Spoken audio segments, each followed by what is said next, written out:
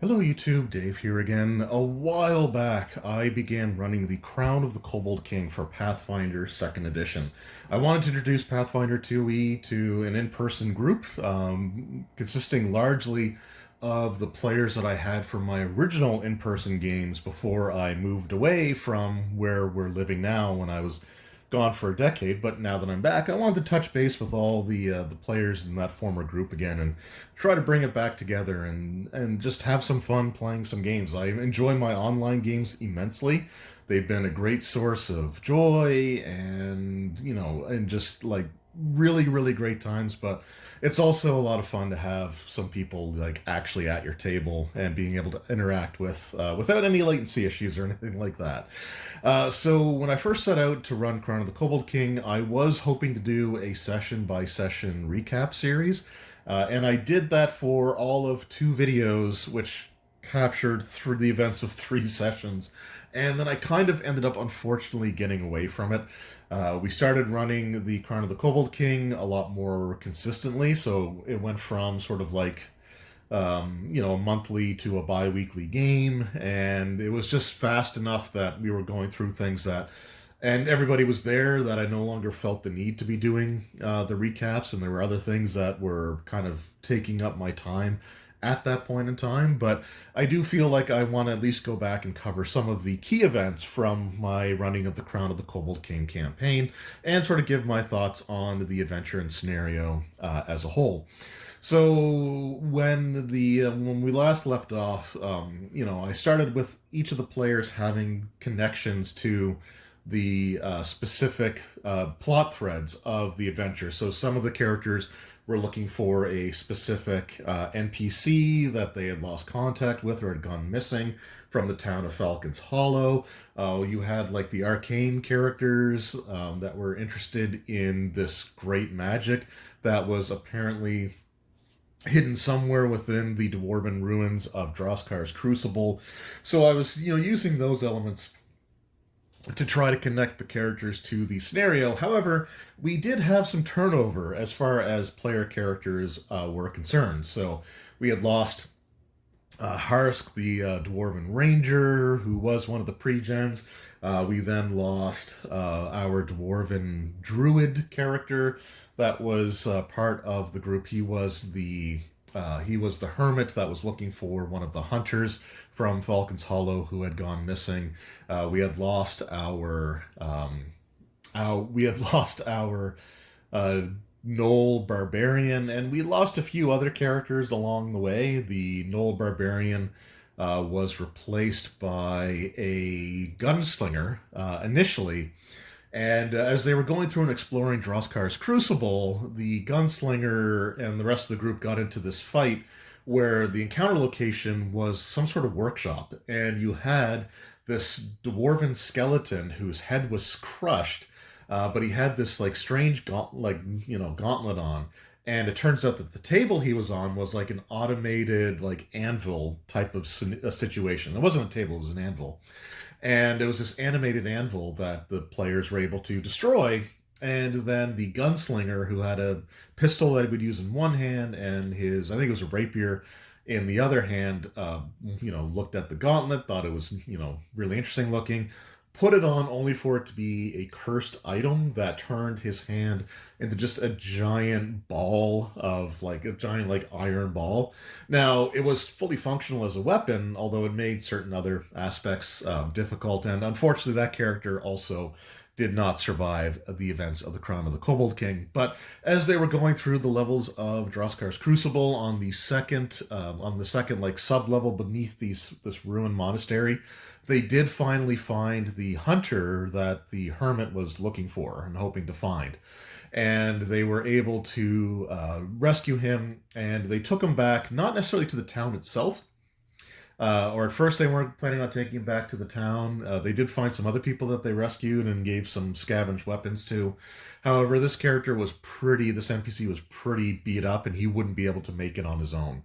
So when the players returned to town, they had discovered that the town had basically like closed down and shuttered up, and as it turns out, there were attacks from undead creatures that were coming from the graveyard. So when the players made their way to the graveyard, they discovered that there was these pulses of this yellow necrotic energy that is rippling through the countryside, and it was causing the corpses from the graveyard to actually rise. So they fought a horde of zombies. They fought some skeletal creatures, including like a skeletal knight type of enemy.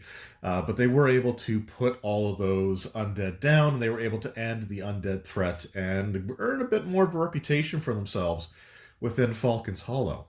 Now, at this point, I was starting to incorporate my own campaign elements into the story because I initially was planning on having the story revolve around the three seals that were being used to trap the Whispering Tyrant, this, lich warlord that was sealed away some centuries ago. But the broken seal is actually what was causing these necrotic pulses as like canonical events within the Crown of the Kobold King. So I decided to have a cult built around the Whispering Tyrant, and they found their way to the ruins of the monastery on top of the Droskar's Crucible.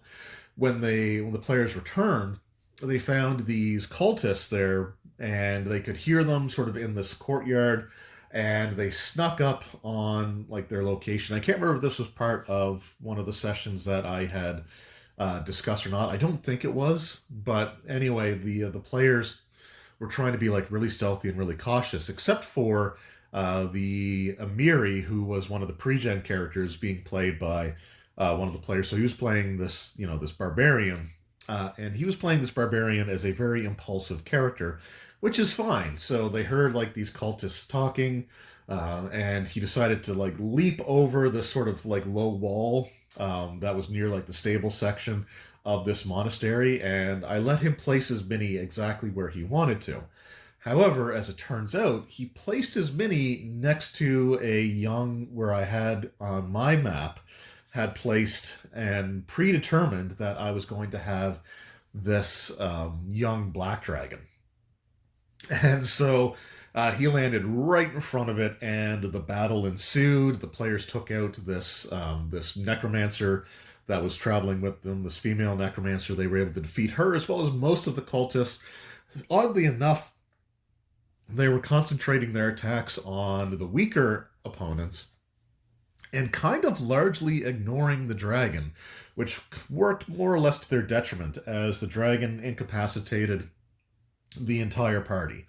Now, at this point, we had explored the upper levels of the Droskar's Crucible, the monastery, the ruined monastery that was built atop of those dwarven stronghold, and they had explored the top two levels, or the top two subterranean levels of Droskar's Crucible. There were, I think, 5 in total. And they had dealt with the undead rising from the graves back in Falcon's Hollow.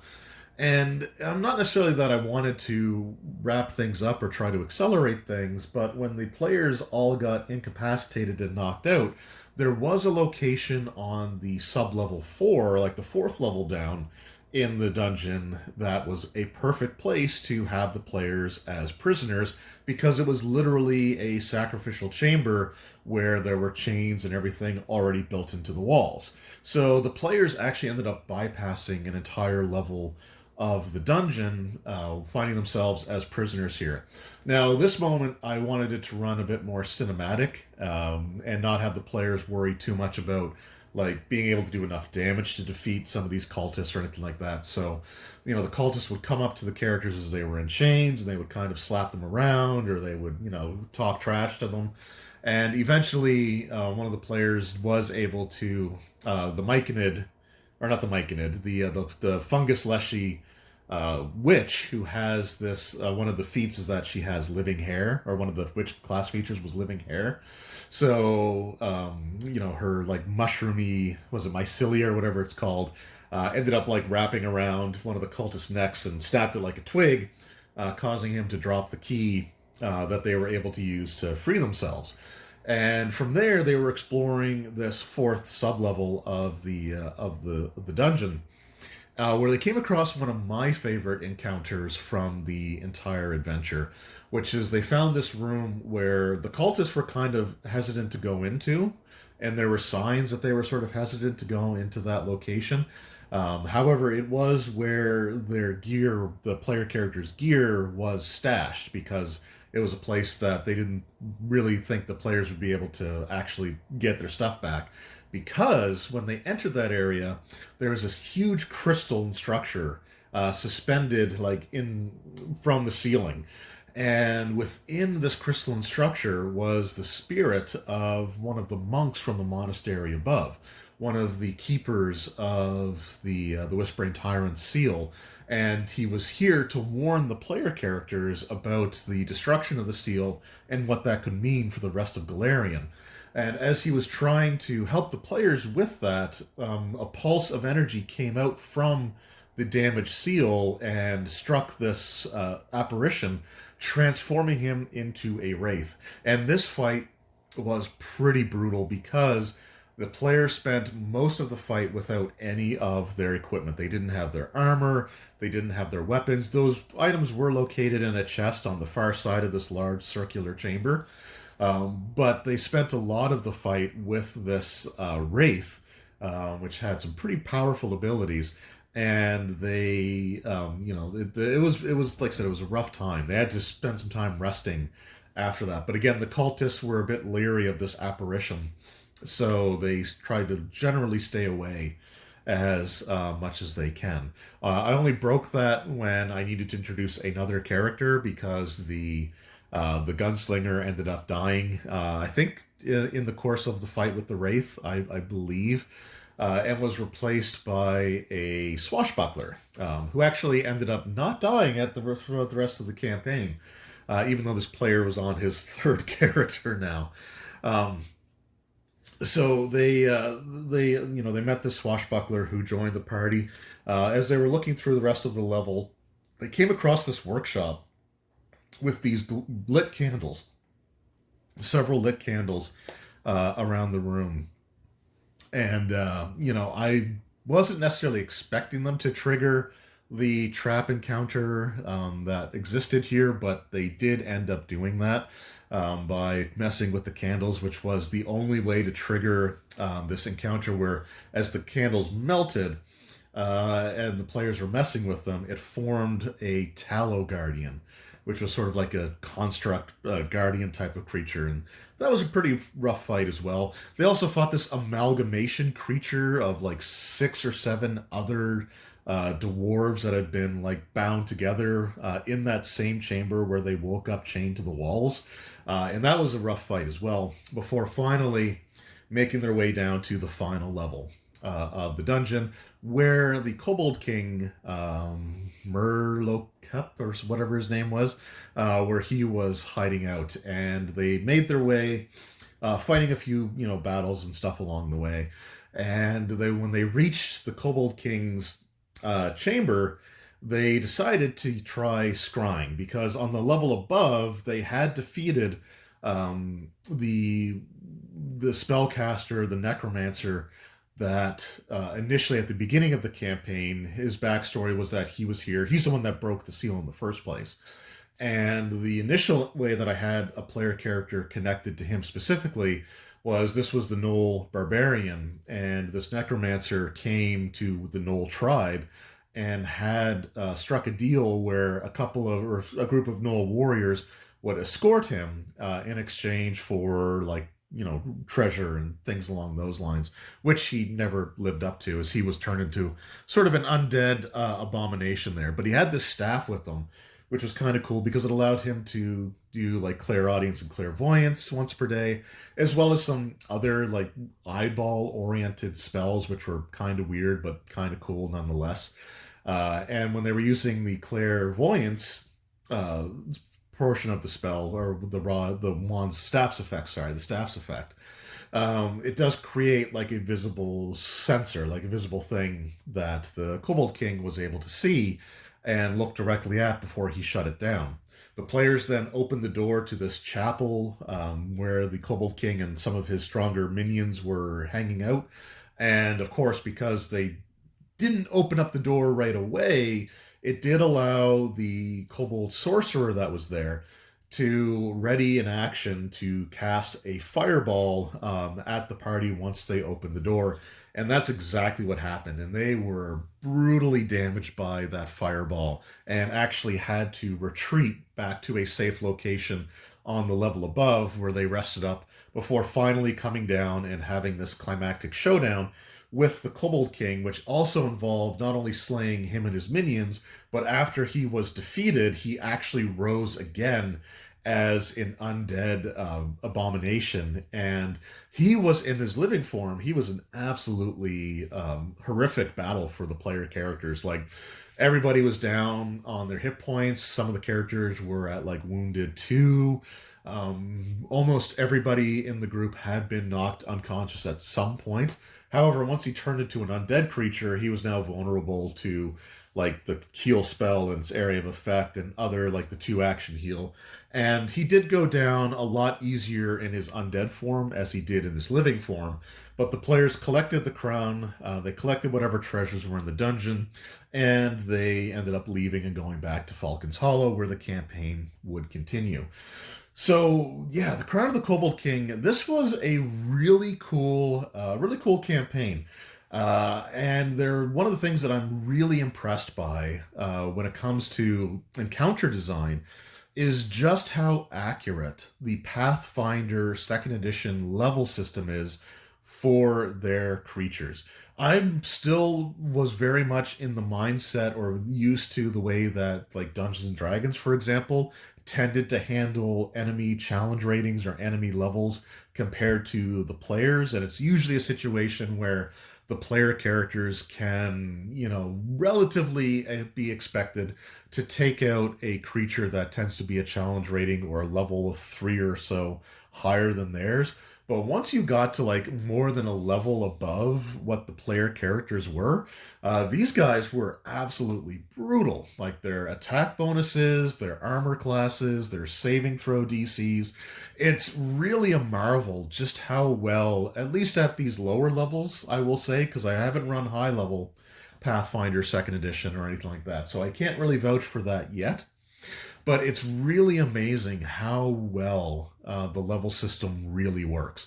Like most recently, I ran an encounter for my group in Starfinder with several of them still playing their Pathfinder characters with just some Starfinder like equipment like armor and weapons and things along those lines. And they fought a group of creatures whose levels were either one less equal to, or even I think one creature was 1 level higher, and it was a knockdown drag out fight. So one of the things that I will absolutely give Paizo is they've nailed, at least at low levels, they have definitely nailed the monster levels and how their relative power really should be. Like if you're fighting a creature that's a higher level than what your party is, it is a challenge. Whereas in other role-playing games, even going back to like 3rd edition D&D, it's just not a challenge for the players. Like they've been able to regularly take on things that were a higher challenge rating than them and come out, relatively well. Like they may have had a player or two get knocked down, but they didn't have any fatalities, and they had to spend some of the resources, but they were able to survive the fight. So one of the things that, Pathfinder does really well is that encounter design. And, I think it was always fair within this campaign. Now, I will say that at the beginning of the campaign, the encounters were a little bit too simple. And I tended to add extra creatures to them just because you had things like a group of players fighting a single kobold zombie. And the single kobold zombie, couldn't really do a ton. But if they fought 3 of them, it was like 2 less than the group size at that time because I had 5 players at that point. But it worked really well. So, they had this sort of scrappy fight, and the kobold zombies weren't a serious threat, but it took more than a round or 2 for the players to vanquish them. So the early encounters are a little bit too easy, but they do actually shift and become more properly balanced for a memorable and more difficult series of encounters as you go through. So part of me kind of regrets making the earlier encounters more difficult, because I think that if I would have kept it as written, the simpler encounters would have made the more level accurate ones, or the more balanced encounters for the player's level, feel a lot more difficult by extension. But the story, again, for it being an amalgamation of three other previously released adventures that were sort of meant to work together if you really wanted them to, I think they did a pretty good job. The only thing that I would find that might be potentially difficult was having the players find a reason to go back to Falcon's Hollow, to trigger the undead at the graveyard, like to trigger them in that sort of scenario or side quest or whatever you want to call it. But with tying NPCs to the player characters' backgrounds and having a reason for them to like want to bring those NPCs back to town, I think that that did work. Because the thing that I ran into is that whenever the players left the dungeon complex to try to find a safe place to rest, they would usually only go as far as the lumber camps, because they did make a good impression on the woodsmen in those lumber camps earlier. So, and that was about a day's travel away from the town. It was sort of like halfway between Droskar's Crucible and Falcon's Hollow. So that's where they tended to spend most of their time recovering. I did try to change it up a little bit by having the kobolds attack the woodcutters camp when they were sort of ramping up their operations and trying to kidnap people to sacrifice them so that their souls could be absorbed by the Kobold King's crown, which was a relic from back in the days of the Whispering Tyrant.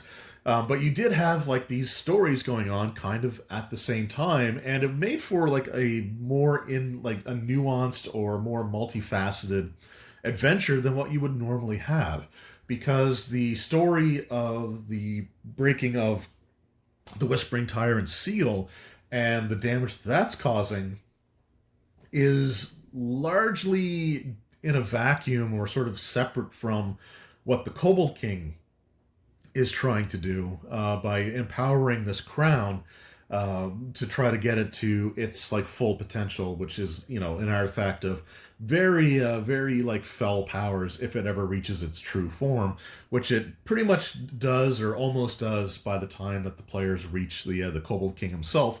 But it was really cool to see these two different stories with this wizard looking to break the seal for the Whispering Tyrant and the Kobold King and his machinations happening alongside of each other, but not necessarily being the same story. So I kind of like that element of it, and it did allow for a bit of like branching out potential. And like I said, my focus on the campaign was going to be the seals of the Whispering Tyrant. But then Starfinder Second Edition playtest came out, and I really wanted to try that. So the players ended up being sucked through this temporal rift, which deposited them on Absalom Station. But I can still definitely connect those two things together, and I probably will, but I'm not going to explain how, because my players do watch some of these videos. But if you're interested in a really solid intro level campaign for Pathfinder 2nd Edition that you're going to get several sessions of worth of really great gameplay out of, some memorable moments like the spirit turning into a wraith in front of the player's eyes, the battle with the Kobold King himself, the Forge Spurned, these dwarven these like the Dwargar undead that are cursed, but have these incredibly powerful abilities. Like there's just so much to this particular campaign that I think you're going to get a really good amount of use out of it. Several really good in-depth sessions. There's lots of decent role-playing potential with the interactions between the player characters and the townsfolk of Falcon's Hollow, and sort of branching out later on when they come back to find these undead attacking the town. And you can sort of create these connections that the players might have with some of these NPCs to give them a reason to want to defend the town. And, you know, I just think it was a really well-written, well sort of constructed campaign. And again, it makes it all the more impressive knowing that this originally started out as three separate, distinct modules that, yes, were sort of written with each other in mind, or at least the follow up adventures were, because the first one was clearly a standalone. But I just really think that they did a fantastic job with this. And yeah, if you're looking for a great, like I said, it's like levels 1 through 5, I think, by the time you get to the end of the campaign, you might reach level 6. But yeah, if you're looking for a great way to start a Pathfinder campaign, then this one is one that I do highly recommend. So, Crown of the Kobold King was a great time, some cool memories, and a challenging adventure. Like I said, there were several player character fatalities in this one.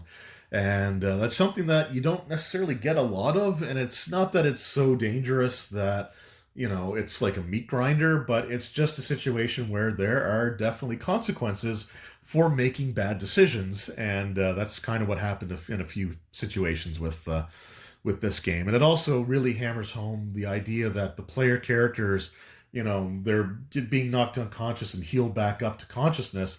Like there is a risk in that. Like you can't just keep yo-yoing up and down like you can in other games without any sort of penalty or any sort of drawback. This is a situation where that can only happen a couple of times before you are in serious risk of just being instantly killed by an attack. So, again, a really great campaign and something that I do recommend checking out. Anyway, let me know in the comments below. Have you run through or played Crown of the Kobold King? If so, what were your experiences with it? Did you play it way back in the day when they were game mastery modules for 3.5 Dungeons and Dragons because the Pathfinder first edition rule set didn't exist yet? So let me know if you had those experiences as well. And if you played the Pathfinder 2e version, share some of your experiences, some of your favorite encounters with that as well. Anyway, thank you all so very much for watching. I hope you enjoyed, and I will see you all in the next one. Until then, take care.